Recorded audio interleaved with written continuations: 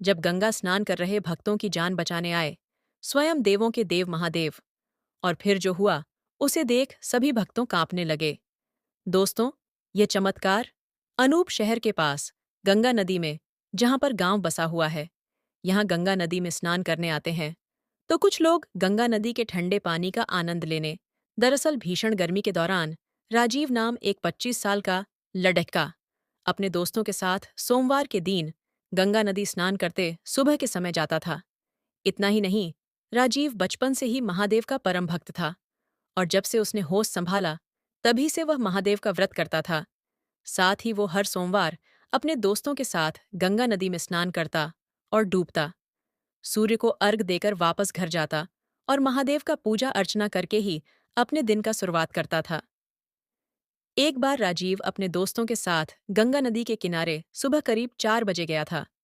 गर्मी का समय था और नदी के ठंडा पानी उसे अच्छा भी लगता था। राजीव नदी के अंदर ही अंदर डुबकी लगाकर तैरने लगा। अचानक से मौसम बिगड़ा और पानी में काफी ऊंची ऊंची लहरें उठने लगा।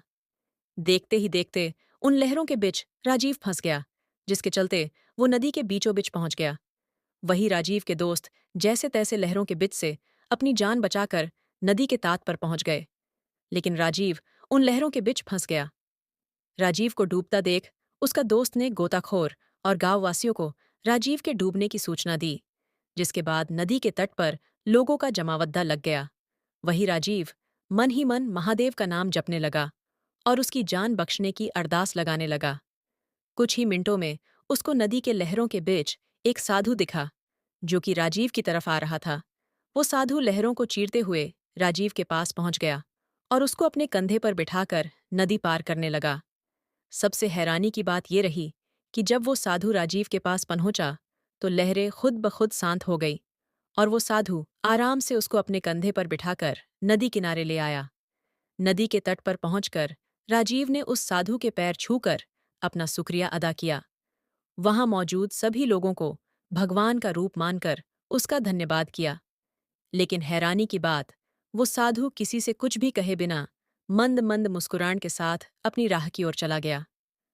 दोस्तों, इसके बाद राजीव ने अपने घर जाकर सबसे पहले शिवलिंग का जलाभिषेक किया और 108 एक बार ओम नमः शिवाय मंत्र का जाप किया। दोस्तों, अगर आपको वीडियो अच्छी लगी हो तो कमेंट बॉक्स में हर हर महादेव जरूर लिखें, ताकि महादेव की कृपा आप पर बनी रहे।